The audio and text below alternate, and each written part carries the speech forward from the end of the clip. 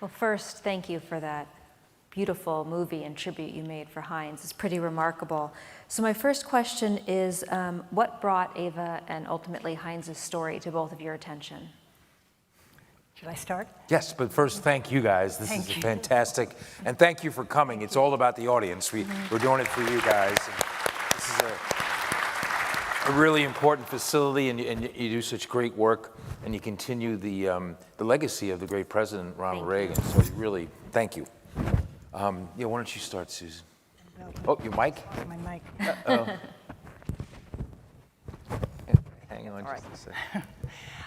It started, my relationship with Eva started because in 1994, I directed a production of The Diary of Anne Frank at George Street Playhouse in New Jersey. And to prepare for that, I went to Amsterdam to the Anne Frank house and talked to them about Anne Frank's history. And they told me that Anne Frank's boyfriend from before the war was living in New Jersey. So his name was Ed Silverberg, and when he was 16 and Anne was 12, they became friends just before both of them went into hiding. So he came into rehearsals and talked with the actors. It was extremely meaningful. We did the production, and after that, I was asked to commission a play about two surviving friends of Anne Frank, with Anne Frank at the center of it, that would tour schools. And I already knew Ed Silverberg, Anne Frank's boyfriend, and so I looked for someone whose story would contrast with his. And Ed had been in hiding throughout the war, but hadn't been to a concentration camp. So I was looking for a woman who was connected to Anne Frank in some way, who had been in a concentration camp. And the Anne Frank Center in New York introduced me to Eva. And I flew to London, and she agreed to do it. And that was in 1995. And the play continues to tour all over the world. I've done 11 productions of it, and the last one was in 2016, the 20th anniversary of it. Eva often has been involved. So that was my relationship. That's been my relationship with her. We've been friends and colleagues for 28 years.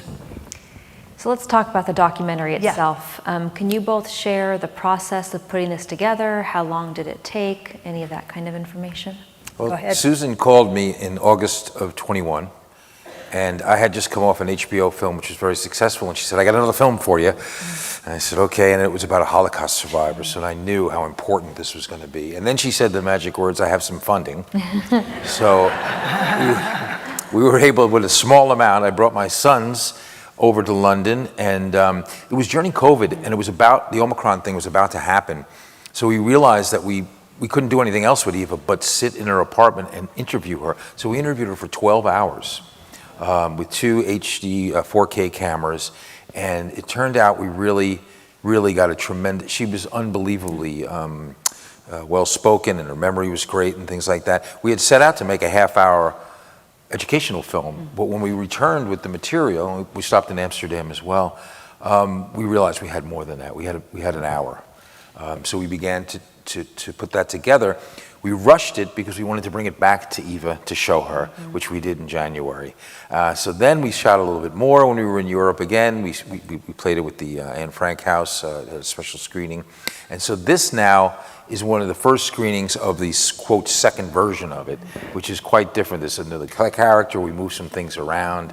So it's been a long run. It's been 2 years, which isn't that long really in documentary land, but it's been great, and it's been great working with Susan because she has no experience in documentary film, but she's a natural. She took right to it. What was great is she had this relationship with Eva. There was trust there, that I could walk into her apartment and get her to open up. She also has knows everything about Eva's story and Anne Frank's story, so she's an incredible fact checker and resource. And finally, her heart is in this, which really helped to have a partner like that. So together we made this, and we've been showing it around, but and getting great feedback on it. As you should. Thank you. And so you showed it to Eva. What was her reaction? Did she feel like her promise had been fulfilled? That's exactly how she feels, that she can really be at peace because this was her task, to share her brother's story, and now she feels like it's been done. That's so meaningful to her and to us that we helped her with that. When she first met me, she sat me down and told me there were two people who had tried to do things with her and didn't complete them, and she said, she looked at me and said, "Get it done, and hurry." I was like, "Yes, ma'am." You really did her an honor. I mentioned this in the green room. Seeing the footage both of Heinz on the bicycle as well as the footage that they believe was of them getting on trains. Yes. How do you come across that footage? Well, the footage of Anne Frank, I think the first time it appeared, it was in a documentary about Anne Frank in 1995. So that has been out there for a while. But the Heinz's participation in it was recent. Even in the last few years, somebody sent Eva the whole film, not just the little clip with Anne Frank, and she realized that her brother was in it too. He just happened to be in the same place at the same time where this wedding was being filmed. It was somebody connected with the wedding who was filming it, and years later realized that Anne Frank was leaning out of her window. Yeah, what an incredible And then find. Heinz was riding by. Yeah, so it's the only existing film of both of Heinz and of Anne. So one of the things that struck me in watching the film was how close Eva and Heinz were. My parents are in the audience, they can attest. My sister and I, not so much when we were kids. Can you talk about the relationship? Were there stories or things that Eva shared with you that might not have made it to the documentary? Yeah, they were yeah, they were very close. Again, you can imagine being in that situation. You're uprooted from your homeland. You're going to another place. Who do you have but your family? And it seems like, too, Heinz was and I hope we accomplished this show, that he was a very, very tender, very intelligent, very sweet young guy, too. So I think to be an older brother, he's probably for what a young girl would want as an older brother, right? So I think that he was a very special individual. I think he wasn't just an average person. And that's what I hope we conveyed in this film, too, is that he was different. He wasn't the same. One of the stories that she mentioned recently to me is that Heinz was a big reader, and she was not. As a child, she was very athletic. He was very intellectual and creative, and he used to read to her. She hadn't read books on her own because Heinz always read the books to her, even up through being a teenager. Actually, I brought the book with me. This is Eva's first book. She wrote 3 books, and it's available on Amazon, and it tells the whole story of their relationship and the family story. There's much more in this that's in the film. Oh, well, thank you for bringing that book. Sure. So I'm sure as everyone watched the documentary, there were different pieces that moved them differently. The poem at the end for me, but just as strong as the poem was when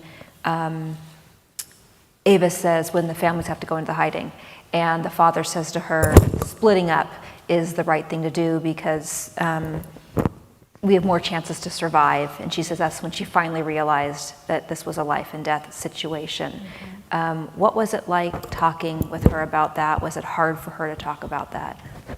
Well, she was amazing because I actually stopped her in the middle of the whole interview and I said that you're not really getting emotional here. But she said, I've said this so many times that I feel like I'm talking about somebody else.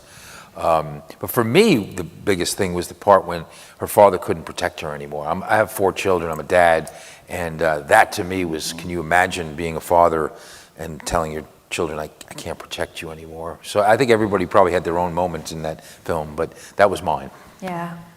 And so speaking about, moments that stopped you, when Otto comes over with Anne's diary and shares it with the mom and Eva, did you talk any more with Eva than what we saw in the documentary about what that was like to actually have that diary and to know what it then became? I think that's one of the most important moments in the film, and it goes by very quickly that it was the reading of the diary that made her remember that she had a task and that she needed to get Heinz's paintings. So it was really Otto reading it that made her determined to go get those paintings. So and remember, we have 12 hours of this, so what our plan is eventually is to get this on a streamer or somewhere, PBS, and then to have it as an educational resource for teachers and things, but also to take that 12 hours and get it to Shoah or somewhere that can keep it, or maybe several places, Yad Vashem in Israel, that can keep it in perpetuity, so that it's a record, it's a testimony, really, of eyewitness to this stuff. And it's 12 hours and it's 4K, so we're hoping that it lives forever. I loved when she said, that her father talked about the importance of having children so that your legacy lives on. And she basically said, I want to live to have children to carry on this legacy. She had 3 girls. At the very end, after the credits, I appear that this must have been some of her family. Yes. So how much of her family did you meet? Did you get to talk to the family? What was that I've like? met most of the family, and which has been an honor over the years. But quite importantly, right now, she's expecting a first great-grandchild in 3 weeks. Oh, that's wonderful. Her daughter Jackie's daughter Lisa. In London as well? In London. Oh, good. All of her daughters live in London, and the grandchildren too, and so Lisa will have a daughter Really in 3 weeks. So my last question, and then we're going to turn to the audience. Your documentary did spend some time talking about the world today. It was, I'm sorry that I'm not remembering her name, but the author with the long brown hair. She talks about rising anti-Semitism. The woman who runs the museum talked about the change in world politics. Why is it important for people to watch this documentary? What do you hope that people will learn from it? Well, it is a time of rising anti-Semitism. We're seeing an uptick on attacks. It happened right when we were filming. That the ADL report came out and showed this sharp rise of hate. And hate sells for some reason. People are vulnerable to being sold some sort of hate. So we feel that this is a very important film. Again, it's the testimony of a survivor, testimony of somebody who can tell you what the hate did to her family. So we're hoping that this film becomes an educational tool for teachers all over the world to use to talk about when this hate takes us over and the implications of it for individuals and for families. And it's really about families, the film, too. It's about the Frank family, but the Geiringer family, and what this kind of hate can do. So we're hoping that, and we're thrilled that you have us here again, and you have the Auschwitz show, and I think President Reagan was somebody who fought hate, and obviously brought the wall down almost as one person, if there's one person who probably had the biggest impact on it. So it's all an effort to just try, and what else can we do? I make films, that's what I do. Susan does plays. We this is what we do, so we think it's a good cause, we think it's a worthy thing to do, is to just point this out, keep this story alive. There are people who, when these people go away, are going to be saying it didn't happen. So, the deniers. So we have this proof, this testimony that's important. Very well said. So we're going to turn to the audience. We do ask that you raise your hand so we can bring a microphone to you. We are recording this, and the only way to hear your question is if you say it into a microphone, and we're going to start in the back there.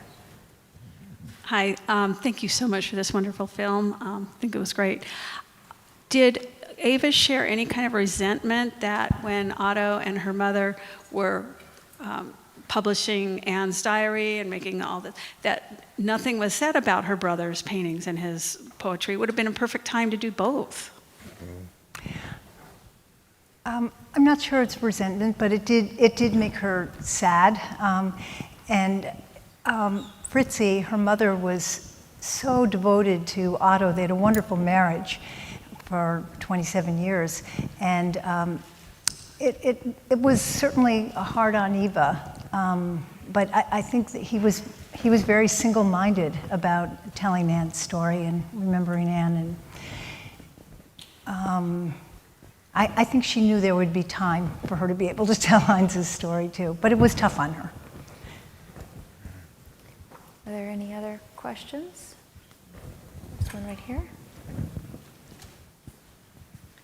That was very moving to have the grandson read his granduncle's poetry. What was there, at least 2 or 3?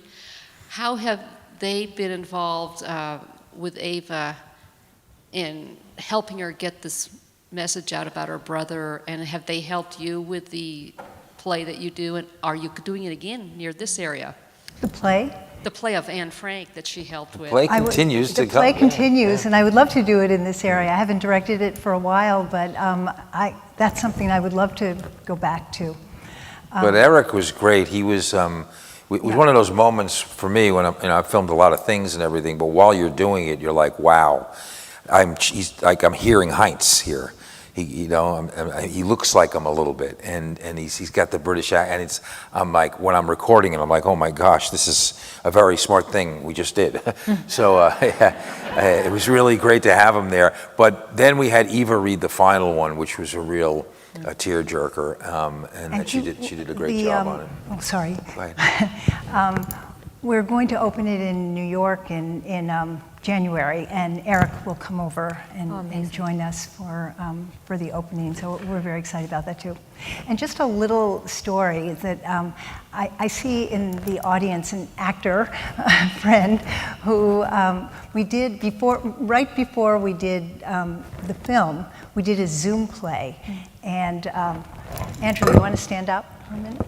So Andrew played Heinz. And the interesting story is he played Heinz, and we did a Zoom play, and 2 readings we did, and we sent it to Eva, and she absolutely fell in love with Andrew playing Heinz. She felt that he really channeled Heinz. I think we're going to turn off your lav and hand you the handheld. Oh, sorry. No, you're good. Okay. And so when we talked about doing a film, she kept insisting, as Andrew knows, Andrew has to play Heinz. Oh. And then we gradually moved, Steve was absolutely right to make it a documentary, and then that was not a place for actors. But it took us about a year to convince Eva that we weren't going to have actors. We actually were going to use her grandson. Yeah. Well, we're sorry you're behind the pole back there. Thank you for coming. But they established a very nice relationship. That's amazing. During that time. That was really amazing. Thank you for joining us.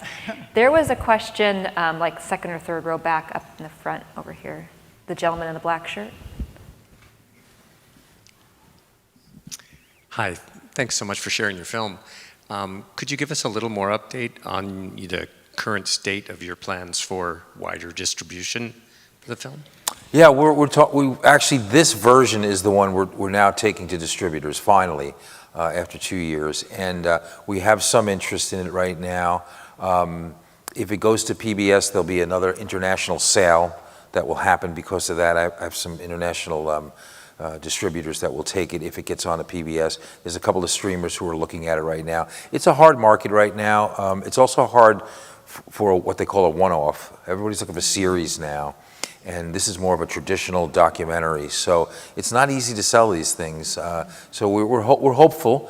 But again, the original mission was to make it an educational project. So if that's all that happens, if we can get it into schools and things like that, and groups and places like this, then we've accomplished what we set out to do.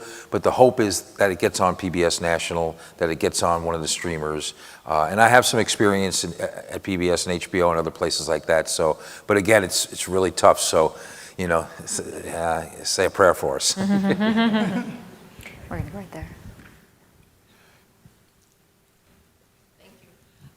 I was very impressed with Eva's tenacity to push the bell again when she wanted to find the paintings. She said she got turned down the first time. And I think that's a very, her tenacity of everything, but that was just so impressive to me, because if they just walked away and left it at that these people turned her down, that we never would have had these beautiful paintings and poems. It's true. So I was impressed. She's very tenacious. Yeah, She's very tenacious, and yeah. And think about the fact that, too, she was probably 17 when that happened, when she did that. And think about the fact that Heinz was 16 or 17 when he created all this stuff. These were 2 extraordinary young people, which I think is one of the reasons why we want to get it to other young people, too, is to inspire them to create, inspire them to be tough like her, I think so. We're hopeful that a lot of young people can see this film, because it's really about young people. One of the things that Eva says about, she feels that the relevance now, because teenagers all of us were not in hiding, but kind of secluded over the last few years during the pandemic. And we can relate to, kids should be able to relate to Heinz's feelings of isolation because of what people have gone through the last few years. And her message is that he was in isolation, but he was incredibly productive. He felt that he would have a future, and so he educated himself. He learned to paint, he learned to write poetry, he learned languages, he learned Italian while he was in hiding. And Amazing guy. yeah, one eye, yeah. Amazing. We have time for about 2 more questions. We're going to go right back here. Hi, I don't know if this will count as 2 questions or not, but I hope not. I hope somebody else still gets a turn. I'd have a question. I know a lot of people I've heard that were survivors didn't want to talk about it for so long and finally did come out years and years later. Were there support groups for the survivors, and did she participate in any support groups, or don't you know that? That's a very good question. There would be now, Yeah. but I don't think so. Yeah, I think collectively, people just wanted to put this thing behind them. I know that where I grew up in Brooklyn, that my mother has told me that men died in every corner, every street, and that nobody wanted to brag about surviving it or what they did there. It was a different culture after World War II, too. People wasn't all about me type thing.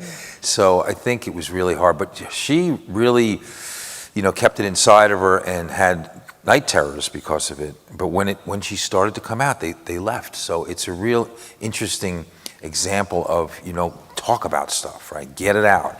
Start talking. Now she's at the point where when we recorded her, she didn't have any emotions about it at all because she had done it so much. There was only one moment, I think, where she got kind of teary in the whole thing. So I just think it was a different time, and it was such a worldwide horrible thing that happened. It was just tough for people to do that. Can you imagine? I mean, it's unimaginable what she saw. I saw, yeah, right over here. Thank you so much for that heartwarming presentation. I've been looking online, and I'm wondering if there's a compilation available of Heinz's artwork and poems. I think it was Dr. Tammy Weiss, and I've been trying to get in touch with her, but I was wondering if someone could help me find a compilation of his work. There was a book written. Actually, Andrew has a copy of it, and I have a copy of it. They're very few. We have. There was some problem with the publishing. It was published for Eva's 90th birthday, and some issue with it. I'm not exactly sure what it is, but they are impounded somewhere, the copies of this book. And There are 26 poems, right? yeah. But maybe there's another opportunity. Are they on the internet at all? Not even a published book, but they're not. No. But that's a possibility, and we have the poems, we have that book. Maybe there's another possibility for somebody to publish the poems and the paintings. That would be amazing. Yeah. I do see a lot of hands, but we are out of time. I want to thank you both so much for sharing this amazing documentary with us so we could get to know Ava and Heinz better. So